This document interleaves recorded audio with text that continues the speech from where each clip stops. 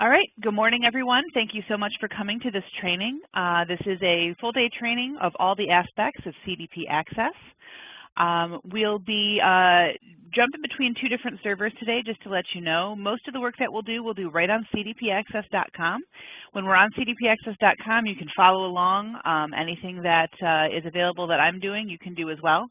You can create an account there free with any email address. If you are a validated voter, I recommend you make sure that the email address you've got your cdpACCESS account with is the same as the email address that you use to log in and vote. We will go ahead and jump into the presentation for a few minutes. We'll go to cdpACCESS.com, and then every once in a while I may jump to our test site. That's just for items that aren't currently live. I don't want to turn something on during the current code change cycle on the live server and then have us tweak something. Obviously, Mike Pfeiffer would not be pleased with that. So if there's some things that we might accidentally affect the current code change cycle, I'll jump over to our test server. You won't be able to follow along when that happens. You'll see a big red test server banner across the top at that point. So if that test server is up, you're just going to want to keep an eye out and watch rather than try and follow along on your own machines. So that being said, let's get started.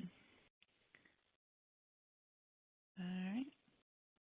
So first, a brief background about what is cdpACCESS. I'll keep this real quick. I know history first thing in the morning is not the easiest thing to absorb. cdpACCESS originally started as remote voting. It was a website that was simply a way, if you weren't able to come to the hearings and you were a validated governmental voter, to register your vote. It's become a great deal more than that, and we're going to go through all the pieces today. It's a cloud-based software as a service application. What that means is that we not only have cdpACCESS for ourselves, but we can roll out different installations. It's customizable and manageable for all different jurisdictions. We've been using it here at at ICC since 2014, and we rolled out CDP Virginia for the state of Virginia DHCD in 2016, and they used it for their current cycle. So we're hoping to continue to extend this and use this in a lot of jurisdictions that use our code books. It's a great, very customizable tool that can be used for your whole code change process. So a brief little overview of what we're going to be doing today. Like I said, we're going to walk through all the features of cdpACCESS. We're going to start with proposal creation and submission. That usually happens between the end of the previous year's public comment hearings, usually around this time, as late as October. And then that continues on the way through January. Once we receive those proposals, we do a little bit of processing. We get them published for the committee action hearings. And then at the committee action hearings, we accept online modifications on those proposals. We'll walk through the online mod process, but you're going to find that proposals, online mods, and later public comments are very much the same. Those particular items are all basically changes to a document. The difference is, what is the base document you're using? With proposals, we're starting with the code books, with online mods, and then again public comments. We're starting with individual proposals that are already in our system, and we're going to do a change to a change. Online modifications happen at the committee action hearing, and then after the committee's results have been published, we allow for submission of public comments. We do publish the hearing results through cdpACCESS. A few of them do still get published on iccsafe.org. If you're still a fan of the old school 400-page PDFs, you can always download those from ICC-Safe, but there are ways to view it through cdpACCESS, and we'll take a look at those. And then we've got two types of voting that we're going to go through. I know that's key for most folks and most important. There's the assembly motion votes, and then there's the online governmental consensus voting. So assembly motion votes happen after the committee action hearings. Once we complete the discussion and the committee has rendered its decision, individuals can come up to the mic, and on behalf of the body, they can make a motion. Those motions are what we vote on for assembly motions, and the successful assembly motions become the first public comment on the code change, to confirm that the code changes do go to the public comment hearings. The online governmental consensus vote is the big final vote. Only governmental members who have been validated for the current voting year are able to vote on the online governmental consensus vote. Honorary members are also allowed to vote on that, but since there's only 100 or 200 of those, we focus a little bit more on the governmental folks. So if you are mostly here for the voting, we're almost certainly going to get to that a little bit after lunch. But this first piece, we're going to go ahead and jump into that. Please do ask questions at any time. I know that we've got someone stationed ready to type them into the chat, and that's really the best way to ask those questions. I've got the chat open. I'll keep an eye on it, and any questions that do get entered in chat, I will repeat into the audio here so that we can all hear exactly what the question is before I answer it. If I don't answer one right away, it may just be that I've got it sometime in the presentation in the future. So do be a little bit patient, and we will take breaks, we will take lunch, and before each break or lunch, I will make sure that I haven't missed any questions. If we need to turn on the audio for that, or if we just want to review what's in chat, we can do that too. All right, and then I guess the most important bit of information, if you absorb nothing else from this presentation, cdpACCESS.com, you can visit that at any time. We do keep as much of it open as we can throughout the code change cycle. So if you just want to practice, or you only half remember how something works, you want to get a sense of it, you can always go to cdpACCESS.com. You can always log in with your MyICC username and password, and you can take a look at that. My name is Lori Rich. I am the cdpCMS Business Manager here. That is my direct extension. And that email, cdpACCESS@iccsafe.org, not only gets to me, but that gets to some of the folks down in the code development room as well. So if you've got any questions about anything in this process, from what content can I put in my code change, to when are the deadlines, to I'm getting an error on the website, can you help me out? That reaches a wide variety of folks to help you out and get you through the process. So I am going to go ahead and turn off and unshare this presentation, and we're going to go ahead and share the cdpACCESS.com website. So you should be able to see that site now. I have logged in as a regular user. I am also a staff member here, but this is a regular user account. So anything that I'm able to do right now, you'll be able to do as well. When you first log in, the first thing that you probably want to do is take a look at those latest updates that are right there in the middle. Code development, Mike Pfeiffer and his crew. Make sure to keep this updated. If there's ever any information that you need to think about for the code change process, you're going to find it here. Anytime we extend something, a deadline, anytime we have a known issue and we want to make sure that folks who are submitting their code changes are aware of it, anytime that we make a change to the calendar, or even just have an upcoming event, all of this is going to end up on this latest updates page. I know it's easy to jump right past it when you log in and try and jump right to your work, but I definitely recommend just take a glance at those headlines, and you will immediately be brought up to date on what the latest and greatest in this process is. If we scroll down a little bit, you're going to see that we have an upcoming events calendar. We do keep that updated also. So if you're ever wondering about when things are due or when things are upcoming, you can take a look there. If you hit CL events here, it's going to take you to a calendar. It's actually going to walk you all the way back in time as well. So if you're just curious about, I know the code change deadline has passed, but how long has it been? Should we be seeing some processes and be contacted by staff by now? You can definitely take a look at that there. Over on the right-hand side here, these are probably the most important links that are not on cdpACCESS.com for this whole process.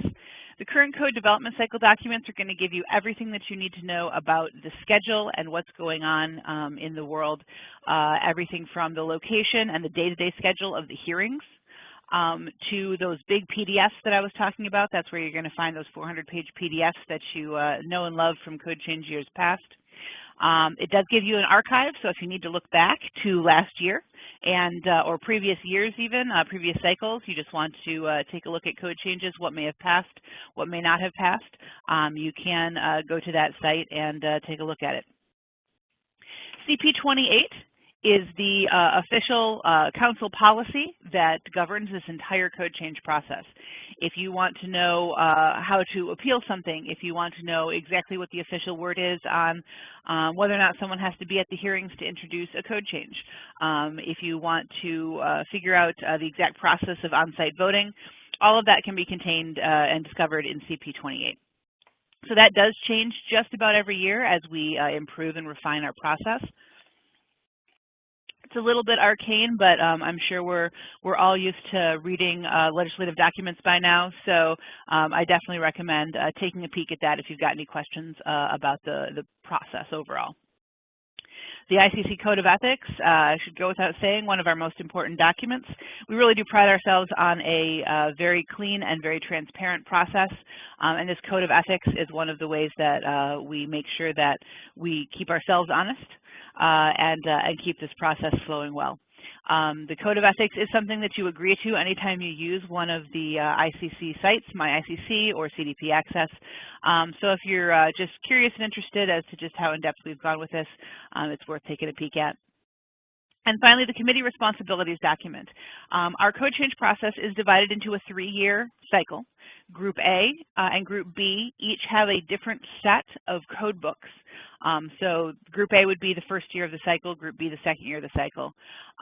What code change proposals you can submit are defined by which committee is going to be responsible for what code sections and what year that committee is in. So if you've got a question about, you know, I've got a staircase, I've got a means of egress question, what year can I submit that in? That committee responsibilities document will show you what code books are in play.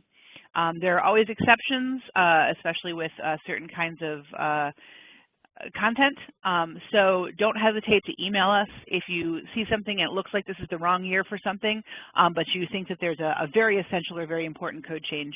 There's a pretty good chance that we'll be able to find a way to sneak it into the appropriate year and get that code change in sooner if we can. Last piece on this front page, and then we'll jump into proposal submission, is this help section here. We do keep the latest and most important help features on the front here. Those change throughout the year. So if we're in the middle of, for instance, proposal submission, those proposal submission ones are going to be on top. We always have this video tutorials button here. The video tutorials are usually very short, very 30,000-foot level overviews of specific processes. For instance, you'll get probably about 1/10 of what we're about to walk through for proposal submission. Those video tutorials, though, are a great way to remind yourself of how things work, what you're doing. As you get acclimated to cdpACCESS, I'm sure things will become second nature to you. But in the meantime, those video tutorials can be a great way of just trying to review and refresh on particular topics. And of course, right down here at the bottom, the last piece of help here, if you've got any questions, please send an email. Please do include your name and phone number when you send us an email, and any details that you can. If you're getting an error, grab a screenshot of that error.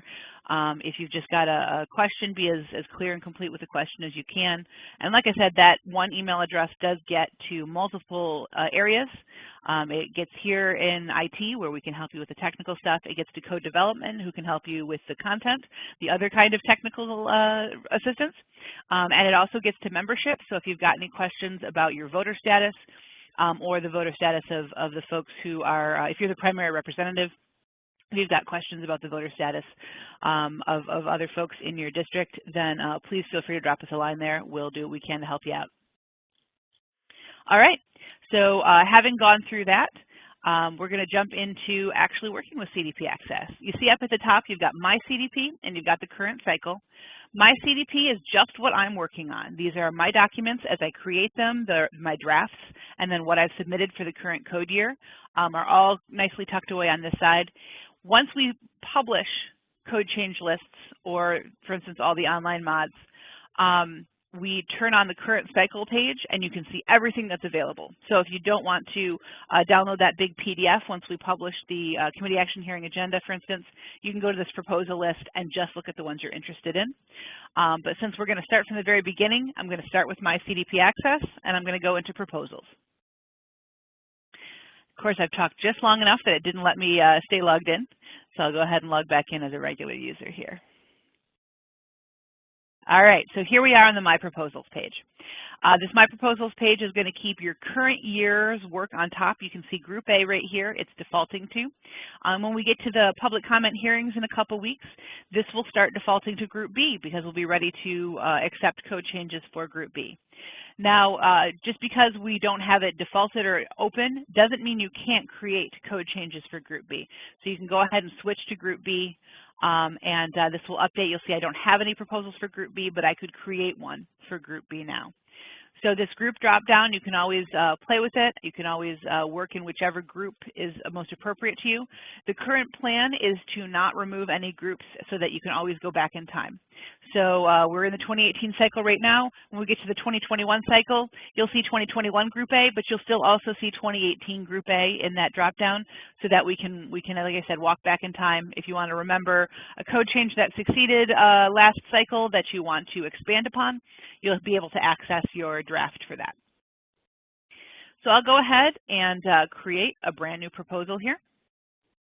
When I create a new proposal, I got a couple of things to decide on. First thing is my proposal name. This is really the handle you're going to use just for you.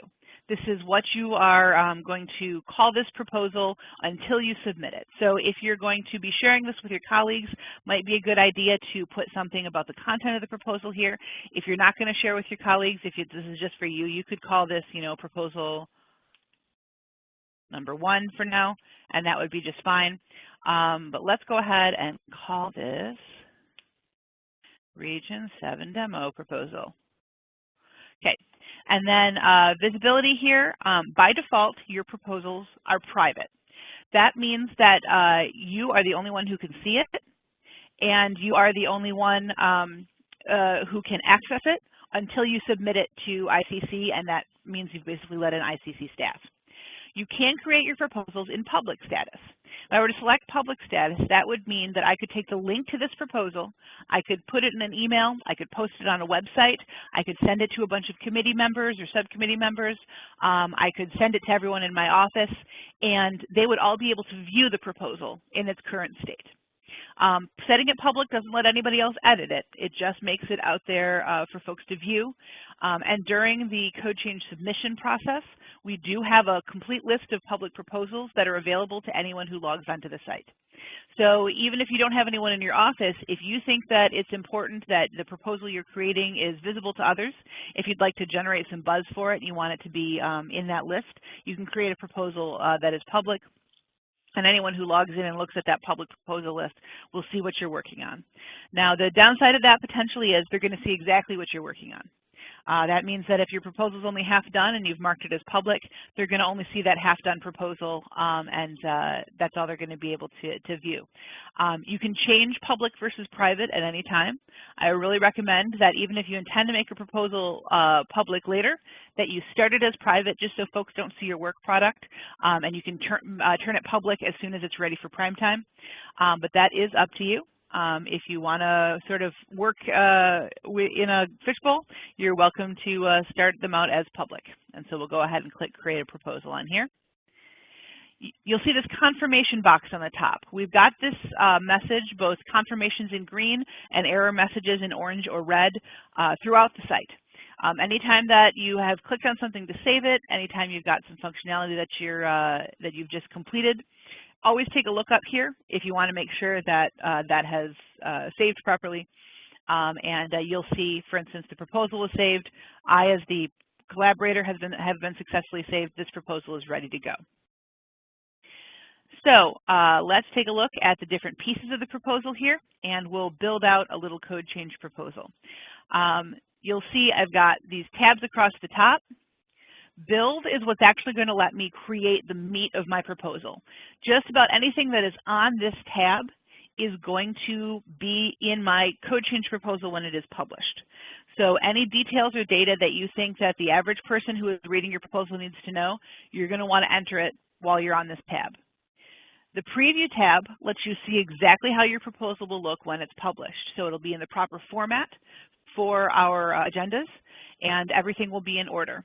This can be really useful. You can print from this page as well, take a red pen to it. I know it's always easier for me to edit on paper than it is sometimes in a web format. So that preview is going to allow you to do that. As we go through the year as well, and we go through this code change process, this preview will gain additional versions. And for instance, let's say you modify this proposal, or the committee modifies this proposal at the committee action hearings, you'll be able to preview the proposal with that modification incorporated once we get back from the committee action hearings. And that will help you see, here's my as submitted code change, here's the code change with the committee modification. You can compare and contrast. This preview tab becomes really useful the longer that we're in the code change process. The discussion tab, we'll talk about collaboration a little bit more in a few minutes. This discussion is a little mini web forum just for your proposal. So as you work with your proposal and you do potentially invite some additional people to see your proposal, whether it's public or private, you can always invite folks to take a look at it.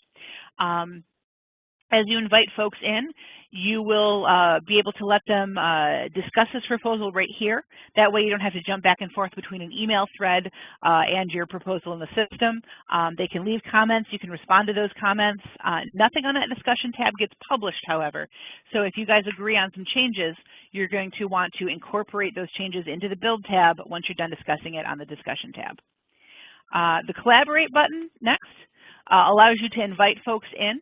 I'll cover that completely, but basically, even if your proposal is private, you may want a colleague, a coworker, an administrative assistant to help you work on this, a senior official to review something before you submit it on behalf of your district. Whomever you'd like to bring into your code change proposal, you can invite them, and without exposing that work product to the public, you guys can all share in viewing, in editing, and even in co-signing a proposal, so that that is ready for, with multiple proponents, ready for the hearings. The copyrights tab is just our copyright release forms. Anything that you submit to ICC, with a few exceptions of folks whose work doesn't have copyright attached, for instance, federal employees, copyright doesn't properly attach. Everyone else, if you've got copyright in your work as soon as you create it, like most folks do, we're going to ask you to release that copyright. So assuming that your code change is accepted by the body, we are able to publish that code change in our code books without worrying about additional releases further down the road. So that copyrights tab, you'll want to fill that out and release that for just this particular piece of work. Finally, we do have a settings tab here. I'll show you a couple of things that you can do. This is where you can change it from public to private and back again. This is where you can transfer this proposal to someone else. If for some reason you're suddenly get too busy, or you're promoted and you are moved through departments and you're no longer going to come to our hearings, if you want to hand off your proposal to someone else so that they can be the one speaking on behalf of it at the hearings. If you want to hand it off to, you created it in an administrative fashion and you want to hand it off to the person who's actually traveling to the hearings, you can transfer the proposal between two folks, and that's also on that settings tab. And you can also delete your proposal from the system if you're unhappy with it and you don't want to save the work. All right, so let's go ahead and start with the build tab. We're going to build a proposal from scratch. So the first thing you can do, obviously right in the middle here, this proposal doesn't have any sections yet. We need code sections and a change to actually submit as part of this code change submission. So I'm going to go ahead and import a section from our code books. You can see we've got all the I codes here for you. They're always all going to be listed whether or not they are in play for this particular cycle or group. We keep them all available because we know that sometimes even if something isn't technically in play for a group, there are in-play code sections that you may modify that you then need additional code sections to sort of back up in the proposal. Definitions sometimes need to be changed. Sometimes proposals will cross books if there's a very sweeping change that you need to make. And so we always keep all of those code sections available for you. I'm going to go ahead and choose the IBC. That's going to load in all these chapters for me. Let's go ahead and choose fire and smoke protection, and I'll choose exterior walls. Once I've selected that, I am going to see all the different sections in section 705. I can select them one at a time by clicking on the little checkbox next to it. Let's go ahead and get that table in here too. That's a good one to have. And if I want to import the whole chapter, I can just hit Select All, and that's going to grab the entire section. We'll grab this as well. And I think that's all the different types of changes we've got. And I'll go ahead and hit Add Selected to Proposal. So now those 3 sections that I selected, you can see they're over here in the listing. I could continue to import sections from the code books. I could go back in here and let's see, since some of this is fire, maybe there's something in the fire code that I want to add as well. I could do that. I could choose the fire code, choose general requirements, choose definitions, and let's say that there's a couple of specific definitions I think need to be changed to go along with the code change proposal I'm submitting to the IBC. I can always import those as well. You can continue importing sections as long and as complicated as you need to get your code change proposal perfect. And I'll go ahead and close that. Now let's say that there's also a new code section I think needs to happen. Let's say I think figure 705.1 is fine. I'm going to make some minor changes to it, but I think there also needs to be a figure 705.8, and I want to add that into the code book. When I hit this add here, I've also got add new section, and we will allow you to create all the different kinds of sections. I'm just going to create a new code section, let's say. I'm going to go into IBC, and I'm going to go into fire and smoke protection where the rest of my stuff is. Right now I'll just create one section, but if you want to create a whole subsection, let's say you want to create a new 706, and it's got 706.1 through 706.11. You could create a section with 11 subsections, and that'll create all of those all at once for you. I'll just create one for now. And you'll see that creates a new section. While it is sort of marked and spiked to be part of 705, we leave that numbering up to you, just in case, for instance, you're renumbering all of 705 as part of it. We don't want to assume that what the number that you originally added to is what you want it to be in the end. So with the new sections, they'll always be unnumbered, or they'll be numbered simply 1, and you'll want to make those modifications to it top to bottom. So now that I've got all my sections imported, let's click on one of these. I'm going to click on 705.4, and you can see I've got 705.4. I can preview it. I chose a really simple section for a specific reason, just to make it a little bit easier to view. And I can click on any one of these particular items, and I can start changing it. So let's say I'm going to renumber this. We'll make this 4.1. We'll call this materials and things. And let's say, all right. So you can see as I'm doing this work over here, things are getting struck through, things are getting underlined. My changes are automatically getting marked up in legislative format. For regular code sections, for definitions, for reference standards, we do the markup for you. You don't have to worry about it. Sometimes you'll see something like this. This is also one of the other reasons I grabbed this code section. You'll see construction is struck through and it's re-added. Sometimes computers just aren't as smart as humans. For some reason or another, maybe because of the way the spacing works, the system believes that there is actually a change to that word.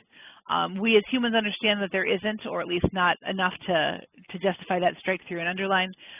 It is fine for you to let the computer do its thing. Go ahead and submit your code change with little tweaks like that. The ICC staff will be able to override the system and do it the human way.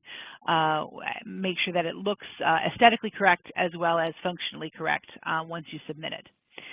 So never worry if the strike through and underline doesn't look exactly like you want it to, as long as when you sort of clean that up, collapse it, accept track changes, however you want to phrase that, in the end, your content is right. So your editor over here is always going to have, here's exactly what would print in the code book without markup, as long as that editor text is correct. Little aesthetic things like this are just fine, and you don't have to worry about those. You've also got an instruction line here. Most of the time you're going to revise as follows, but as you can see, if there's a specific direction that you want to give with the change onto this code section, you can select more than that. Do make sure that you select at least one instruction line for your code change proposal. You don't have to select one for every single code section if they're all the same. So since I've got one revise as follows in there, if all of them are revised as follows, that makes perfect sense. We'll just put revise as follows on the top. If you got a big code change proposal with 100 sections in it, don't worry about the instruction line for every single one. If they're all the same, you can just do it once and call it a day. So now that I've made this change, let's say that this code section is actually the most important thing. The other changes that I'm going to make to these, the table, the figure, this new section that I'm adding, they're incidental compared to this. So I want this to be first. There's a couple different ways that I can make this first in my code change. The first is these little 6 dots here. I can grab and just move it around. All of these can be grabbed and moved around at will. You can just shift those with the dots. You've also got this little gear that appears when you mouse over that code section. You can move things up or down or move something all the way to the top. This is particularly useful if you've got, again, that 100 code section long code change and you got something right in the middle you want to move all the way to the top, you can do that. If you've accidentally added something, this is also where you remove it from your code change. This doesn't mark the code section to be deleted in the code book. This actually removes it from your code change. You're effectively saying, I changed my mind, I don't want to make any edits to this code section.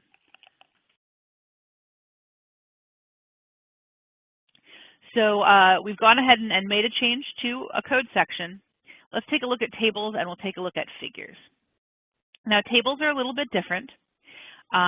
Tables are very structured, and computer systems, particularly browsers, have a little bit of difficulty with complexly structured tables. If you move a column, you just pick up the second column and you move it all the way to make it the 5th column, the system actually has a very hard time automatically marking that up. We've had quite a few times where tables have sort of collapsed under the weight of the browser trying to figure out what it's doing. So we finally realized that humans are just plain smarter in this case, and we're going to ask you to go ahead and mark up any changes to your tables manually. So when I hit this edit button, I'm going to get a table editor here. My section number and my title, I can make changes just like I normally would. That strike through and underline will go ahead and work automatically. But for the table part here itself, you'll notice I've got a format button up here, and I've got, I've got an underline and a strike through tool. So if I want to make a change to this table, I'm going to need to make that change and then manually strike through anything that's deleted, manually underline anything that's new, and that way we can see very clearly what you've changed in the table. For a small table like this, I'm sure that seems a little silly. Why can't we just strike through and underline? But we do treat all tables the same, and I'm sure you've seen some of the tables that are 2 or 3 pages wide. They've got cells that are grouped together. They've got cells that are split, and the structure just gets a little bit much for a browser to handle. So we're going to treat them all the same, and we're going to go ahead and ask you to mark them up manually. Other than that, this table editor should work very much like every other table you're used to. As we mouse over the tools, you can see you can insert a row before, insert a row after, delete, insert different columns. We've got all sorts of things in the format and the tables here. The ability to merge and split cells, just like you do in a Microsoft Word table, is available. This table editor is going to look really, really familiar. It'll be really easy for you to use. I just wanted to emphasize that you do have to do your markup manually, just because the complexity of the structure of some of these tables is a little bit beyond the browser to handle. Just like before, you do have this up top. You want to choose an instruction line. Since we've got the instruction line on the first code section, I don't have to worry about that this time. But if you do change what the instruction line is, you can set it separately on each one. Now, before I jump over to figures, I just want to note this warning that was on the top of the code sections. It's on the top of code sections, tables, reference standards, definitions. We ask that you don't copy and paste from Word or other similar programs that may have really complex formatting in them. Now you can, if you copy and paste it, there's a pretty good chance that the system is going to be smart enough to strip out anything that doesn't work in the browser. We don't allow folks to change font colors, font sizes, the font itself, a lot of the sort of aesthetic things that just don't belong in the code books. And it's pretty smart. If you copy and paste from Word or another program like that, it's just going to strip that formatting right out. But every once in a while, Microsoft surprises us. One of the other big companies surprises us. Even Google Docs sometimes has new features that we haven't prepared for. And so if you copy and paste from one of those tools, you may pretty quickly discover that you copied and pasted in some formatting that you didn't intend to. And once it's in there, because it's not something that the system is designed to handle, we can't get it out. And we can't help you get it out. So you may have to start your code change over, or at least delete the section out and start it over if those programs transfer over some information that you didn't initially intend for it to transfer over. We'll go ahead and save changes on this, but just that note, like I said, you can, if you've got a lot of really plain text, you know, especially I know with your reason statements and cost impact statements, if you've got 10 paragraphs you don't want to retype. As long as it's plain text, you should be fine copying and pasting it over. But anytime you've got formatting, we recommend not doing it. And you really are taking a risk anytime you copy and paste from outside into the system. Now let me go ahead and open Figures. Modifying figures is very simple. We don't have an image editor in cdpACCESS. So if you've got a figure and you need to modify it, you're going to have to do it outside of cdpACCESS. Some folks are lucky enough to have Photoshop or a simple photo editing tool on their system. If you can do that, that's great. Save it as high res as you can. Give us some markup in there if you can, and then you can upload this. But any kind of image will do, and we'll help you make it as clear as possible to the folks that you're submitting this to. So if you need to print out an image, mark it up by hand with a pen, scan it in on your copier, and drop that image here. That's just fine as long as the new image is clear about what the changes are. When I say image, I do mean image file. We accept JPEGs, GIFs, PNG files. Those will all render nicely in the browser. Make sure that you're not doing super high res, so TIFFs aren't going to render very well, and PDFs aren't image files per se, they're a document file, so you're not going to be able to see the image in the browser if you upload it as a PDF. Make sure that you've got the actual image file. So when I hit edit on this one, I'm going to see if I want to update this, I have to choose a file to replace it. When I choose a file to replace it, the old image will stay and it'll be struck through, and then the new image will display. So if you really think you need to show markup on the image, by all means go for it, whatever makes the code change as clear as possible for folks. But if it's a simple change and you just want to submit the image as you'd like it published in the code books, then again, by all means, go ahead and do that. And your reason statement is a great way to detail what's going on in figure modification. I didn't make any changes there, so I'm going to go ahead and hit discard. It will warn you if you're going to discard changes from what you're doing, but that is always an option. If you make a bunch of changes and don't like it, you can get out of there. Now the last one I've got added here was that new section.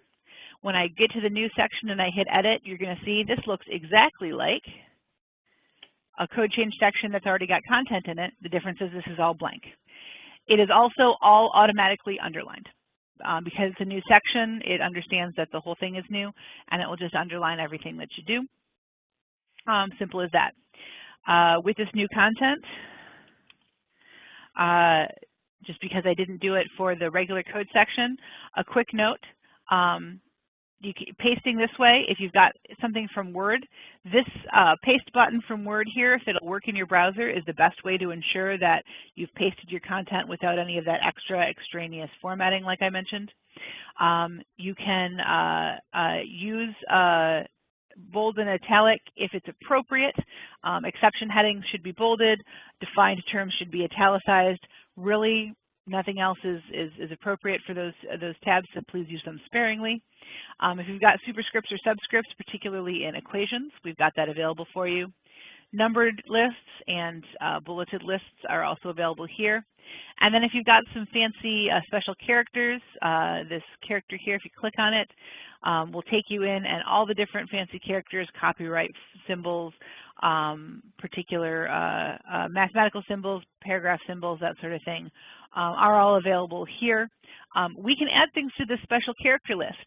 So if you're making some changes and there's a new character you're introducing into the code books, and you think that it'd be useful for folks to have that easily available right here in cdpACCESS, drop us a line at cdpACCESS@iccsafe.org. We're always happy to continue to customize this to make it easier for folks to use.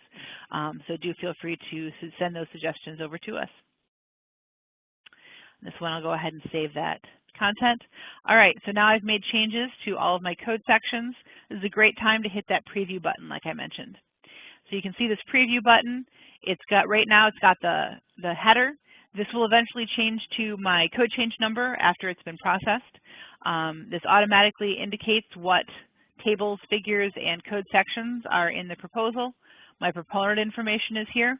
And then here's all those code changes I made. Here's the strike through and underline. Here's the new code section with the underline in it.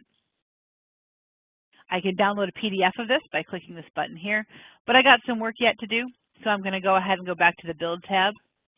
And this time, instead of Code Editor, since my sections are done, I'm going to jump over to Documentation. So I've got 4 different possible items for documentation. 2 of them, the reason statement and the cost impact statement, are required. You absolutely have to submit one of each in order to submit your code change. The system will stop you from submitting your code change if you don't have content in them. So we'll help you remember to put that in. In order to create your reason statement, go ahead and click Edit on this, and we're just going to give you one big text area to do what you need to do with it. One additional tool. We know that sometimes an image will help with your reason statement. So we do have this image button that will allow you, again, to upload image files. You're going to want JPEGs, you're going to want GIFs, PNG files. You're going to want to avoid CAD files, you're going to want to avoid PDFs. Those don't display like images. Make sure that you've got an image when you're uploading it there, and it will display right where you've dropped it in your reason statement. So let's say my reason statement is things were previously excluded. This fixes that. Reason statements can be as simple as that. They can be as complex as a couple of pages. That's up to you. We give you a big, broad space for a reason. Please do detail as much as you can about why this code change has been submitted. The more detail you give here, the smoother generally the process is in terms of the hearings. If you don't include some information in the reason statement and you want to give testimony about it, sometimes that'll extend the conversation. If you include it in the reason statement, everybody will have read it before they come to the hearings, and we'll all be on the same page from the start. The cost impact statement is something that is required. Not only is it required to indicate whether your code change is going to increase the cost of construction, decrease the cost of construction, or not change it, neither increase nor decrease, but we need justification for your answer. So the explanation or the justification here, again, doesn't have to be complicated, but the more detail you can give, the better off you're going to be in terms of other folks understanding your code change, in terms of the committee understanding your code change, and in terms of moving your code change through the process. So if I say this won't increase or decrease the cost of construction, I can say the choice of materials is still up to the builder. This just expands the options.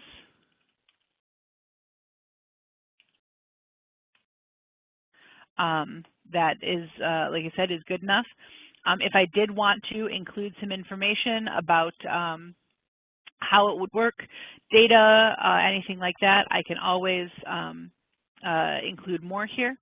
I will go ahead and save this.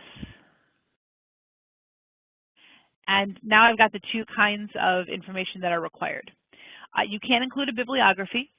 When you open this up, you'll see there is a sample text This you can copy and paste down into this window just to confirm that you are including the bibliography information in the format that we recommend. Bibliography is completely optional, but again, the more information that you give, the smoother you'll probably find your processes, and the more folks will be engaged with your code change. We'll go ahead and cancel on this one. And then notes to staff here.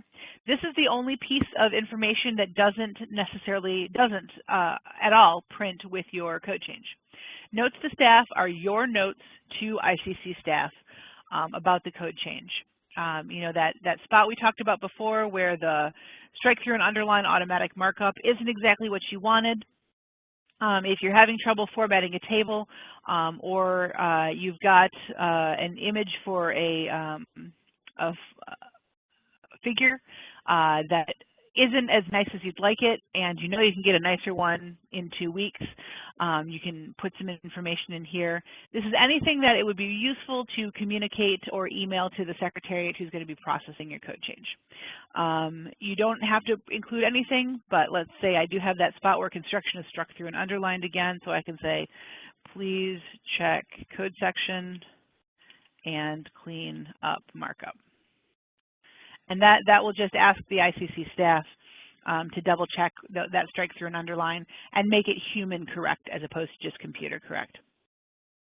I'll save that note to staff, and that will be included when I submit my code change, but it won't show up on the preview. It won't be viewable anywhere outside of this specific spot in the system. Now we do have a spot where you can attach files. There's a couple of reasons you might want to attach a file. One is if you've got some data that is, or some information that is complex enough, you want to attach a PDF or an Excel file, even a Word file, because it's just not going to fit neatly in your reason statement, your cost impact statement. You can upload the file here, and then you will be able to link to it from the reason or cost impact statement. And that will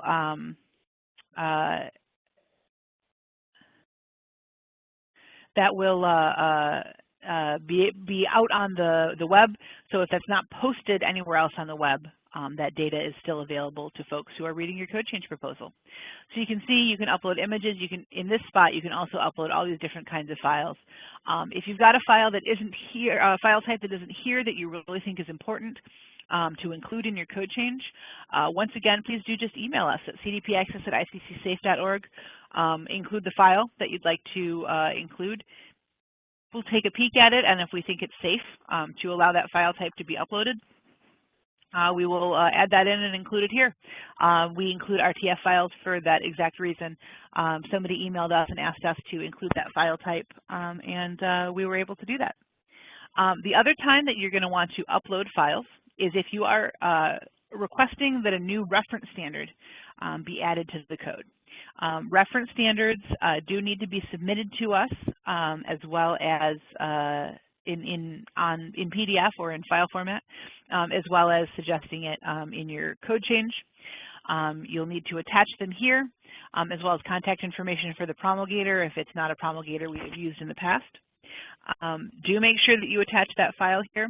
You can submit without it being attached here, so this is something that you want to double and triple check if you're adding new reference standards. We'll obviously catch it, and we can request that file from you after you submit your code change. But the easiest thing is for you to just go ahead and attach it right away, and we'll have that available. The changelog here is not really used very much for you folks. It's more if you've got a problem with your code change. It just does exactly what it says in the tin. It logs the changes to the proposal. And if you ever have an issue where something seems to be modified and you didn't do it, you want to see what's going on with your code change. If you contact staff for some technical support, we may ask you to jump into that changelog and read some of it to us or grab a screenshot of it. But for now, we don't really need to worry about that. So I've got my code change into a pretty good state. I like where I'm going with it. I'm going to go ahead and, let's say, invite the other few folks in my office to take a look at this code change and to maybe even make some modifications to it. So I'm going to go to this Collaborate tab. Now this Collaborate tab allows you to invite folks by email address. So let's say I want to invite elrich@iccsafe.org. Hey, she seems like a pretty smart lady. I think I've got some ideas of how she can help me out. If I've got more folks, by comma, I can say let's invite cdpACCESS@iccsafe.org as well. They don't all have to be from the same domain, whatever email addresses you want. I would recommend that you do no more than 10 or 15 at a time, just because it does take a minute for it to save, and we don't want the system to time out on you. Most folks don't add more than 1 or 2, but if you're adding a whole committee, let's say of 30 folks, because you want them all to be able to review this code change, I do it 10 or 15 at a time just to make sure you don't get a timeout. Now, when I invite someone, there are different levels of permissions that I can use to invite them. Starting at the bottom, the view permission allows someone to take a look at my proposal, to view that proposal even though they haven't been, even though it's not public, and to discuss it on this discussions tab with me. So if I invite these 2 folks as view, all they're going to be able to do is see the proposal. If I invite them instead as this edit level, that gives them all the same editing tools that I have, with one exception. They can't submit the code change proposal. All that they can do is modify the content. This can be really helpful if you've got an expert in the field in your office.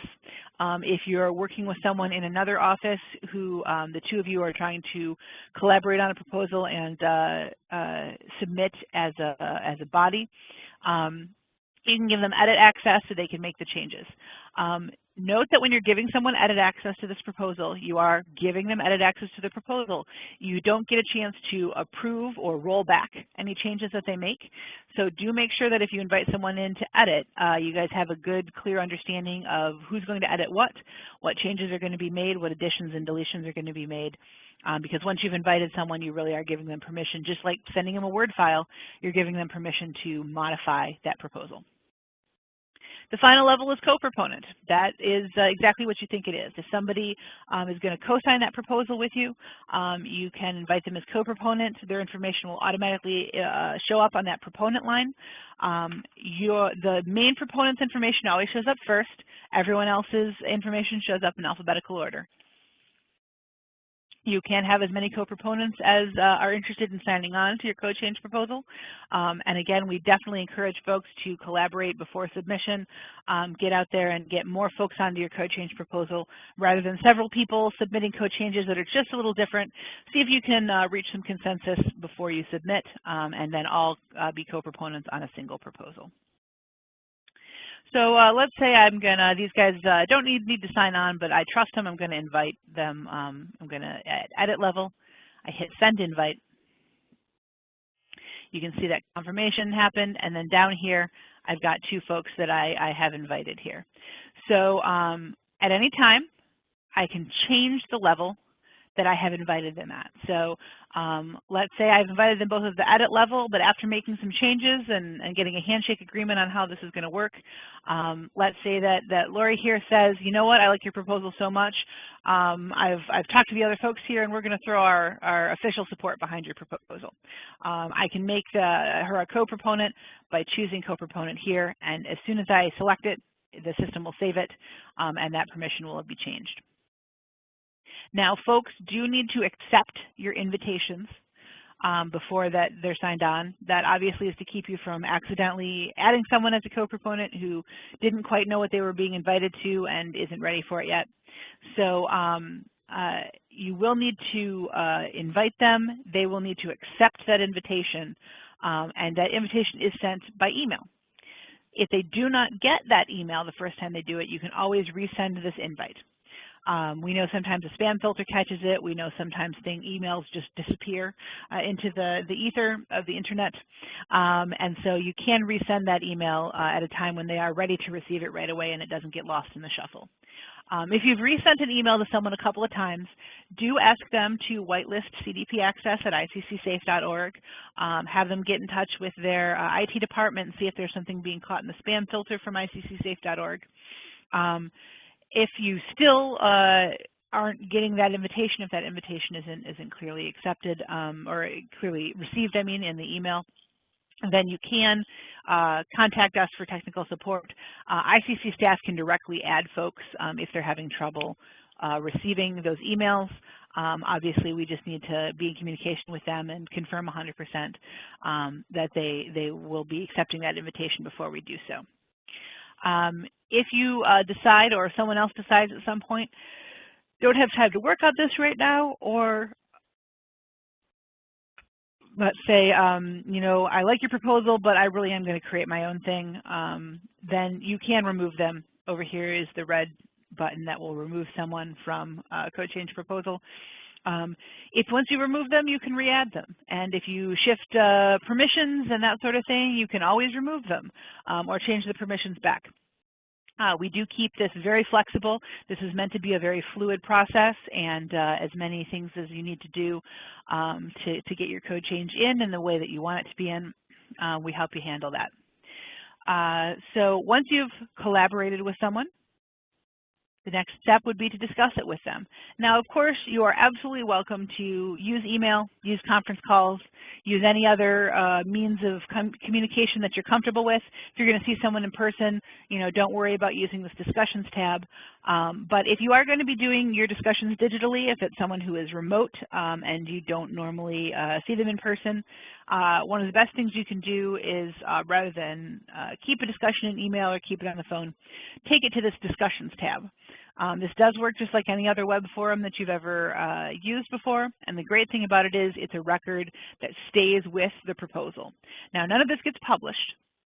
Everything on the discussion tab is just work product. Any changes that you guys agree on, you'll have to move over to that build tab and work into the proposal. But as you go through the process, we know that it can take several months to get a code change just the way you like it. As you work through that process, it might be great to be able to refer to something that is directly on the proposal here in the system, rather than digging into your email, going looking for that discussion that happened 3-4 months ago, not being able to find it. So if I'm going to start a discussion, I'm going to hit this new button here. It's going to let me create a title. Why is the sky blue in this proposal? Let's say, shouldn't we be considering storm skies of green, question mark. Okay, so I can submit that question, and it shows up over here under the discussions tab. So now you can see someone has posted this question. Here's the content of that question, and you know, let's say I'm a different person. I've come in, I see that Lori's asked this question, and I say, you know what, I agree, possibly black night sky as well. And I can post a comment on that.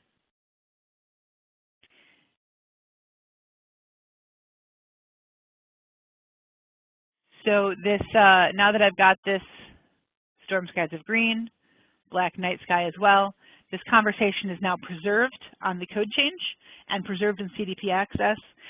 So again, 4 or 5 weeks down the line, if I want to go back, I don't have to hunt for that conversation. It's all stored right here. So that's the discussion tab.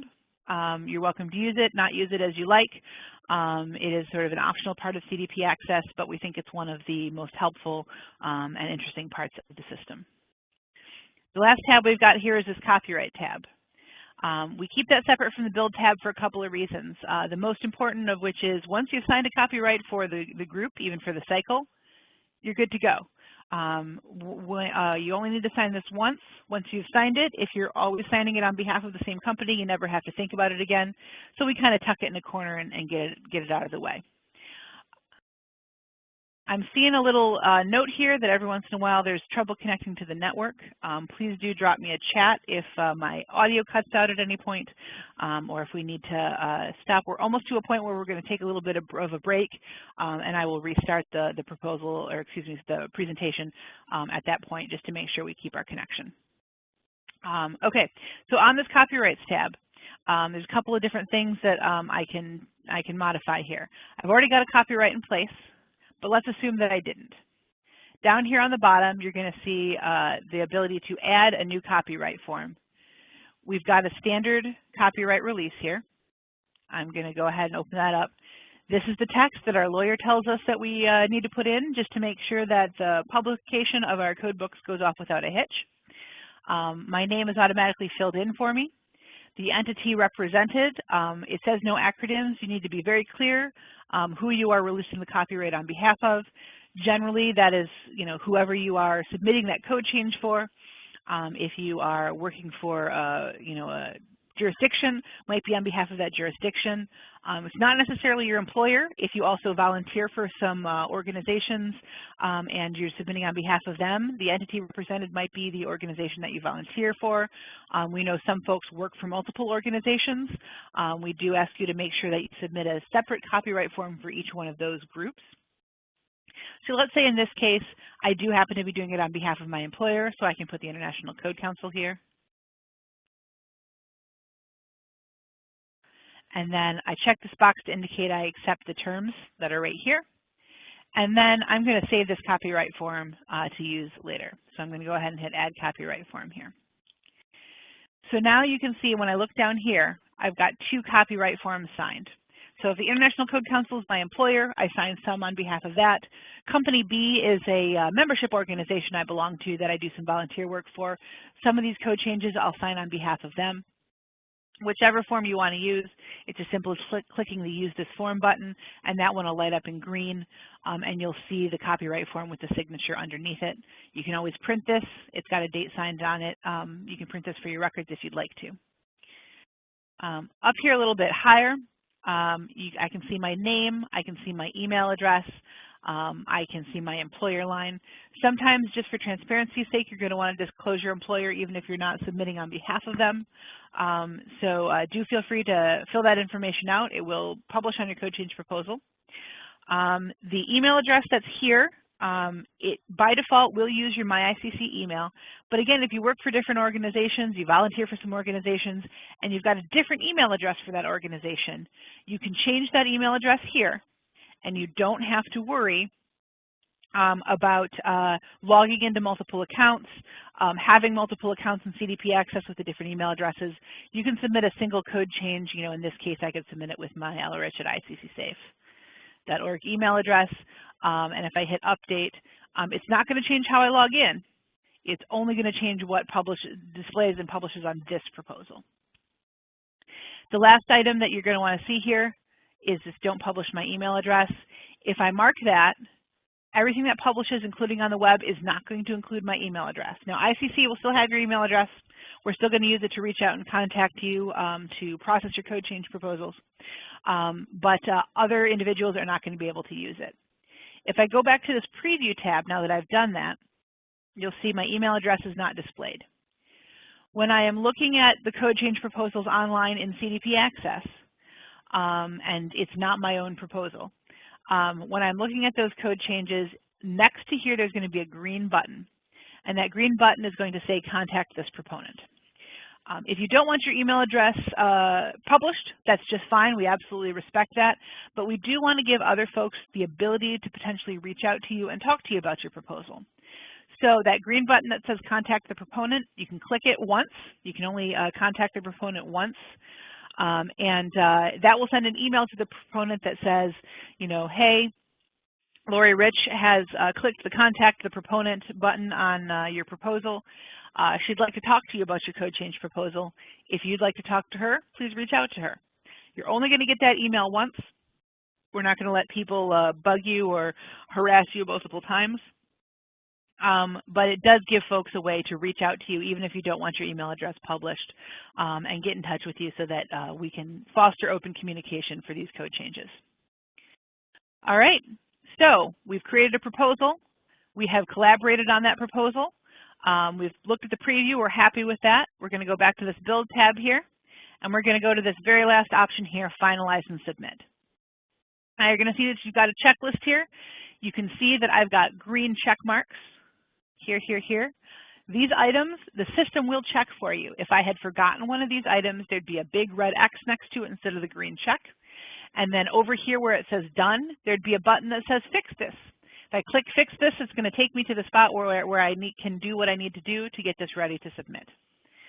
Once I've gotten all the required items out of the way, I got these yellow items here on the bottom. These are things that the system can't check for you for one reason or another. For instance, this first one, the bibliography, is optional. So we do ask you to double check and say, do you need a bibliography? Do you want a bibliography? Include it if you have one. But if you don't have one, you can just click this button and it will check it off. You're going to have to check off these optional items manually each time, but there's just a couple of them.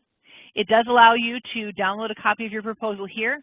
You're going to continue to be able to view and download your proposal throughout the code change process, even after you've submitted. But just in case you are about ready to submit, we just gave you a convenient link here to grab a PDF copy for your own records. You'll get one last glance at the proponent information here. You can go back and edit it, but this does just remind you, hey, you haven't filled in an employer. Is it important for transparency reasons to do that? We don't have a phone number for you, so we're going to be emailing you. Your phone number never publishes with your code change proposal, but we sometimes will want to call you to talk that through. If you don't have a phone number, it would be great to get in touch with our membership department and update your information on our membership records. And then at the bottom, we've got this button where it says complete items in the checklist above to submit your proposal.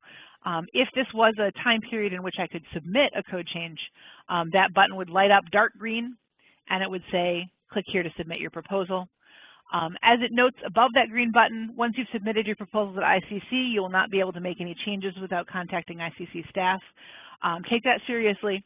If you just have one more little thing and you think I'll update it later, don't submit your code change proposal until that's ready to go. We're always happy to help you continue to work on it. If you've got some issues and the deadline is fast approaching, don't be afraid to submit your code change, but do everything in your ability to make sure that the proposal is complete before you submit it, because you're going to have to be in contact with staff to make those changes, and it's just a lot easier for you to make those changes yourself. When you do submit your code change, you are going to see a receipt appear as a tab next to the copyright and settings buttons. That receipt will tell you that you submitted it, when you submitted it, what the date and time of it was, and it'll remind you what the code change deadline is right on that receipt too. And you'll be able to download and print a copy of that receipt if you'd like.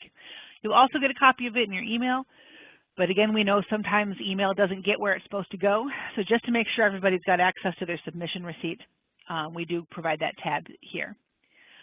The last tab here that we haven't gone on is settings. As I mentioned before, you can always change the name of your proposal. You can switch between private and public as often as you want. If your proposal should go to someone else, you're going to want to transfer ownership to them. Once you've transferred ownership, you will still be a collaborator on the proposal. You'll still be able to see and edit it, but you will no longer be able to submit it, and you'll no longer be the primary proponent. The last item, if you decide you don't like this proposal, until you submit the proposal, you can delete it out of the system. Once you've submitted it, you can no longer delete it. You'll have to reach out to ICC staff in order to withdraw it from the process. All right, so we are, that's the end of the proposal submission process. I do want to restart this because I know that looks like we're having a few problems with the connection. You should not have to do anything. I'm just going to disconnect and reconnect. We'll be good on that. I will go ahead and pause the recording. We're going to take a little break now, and when we come back, we're going to talk about online modifications, and we're going to talk about public comments. That will stretch just about as long as this one did, an hour to an hour and a half. We'll take an hour for lunch at that point, just so that everybody can do what they need to do. And then when we come back from lunch, that's when we will jump into hearing functionality, what you're going to see when you go to the CAH or the PCH, and voting functionality, so that when you come home from the hearings, you are ready to vote. So I'll go ahead and stop the recording now, and we'll jump back into it in a few.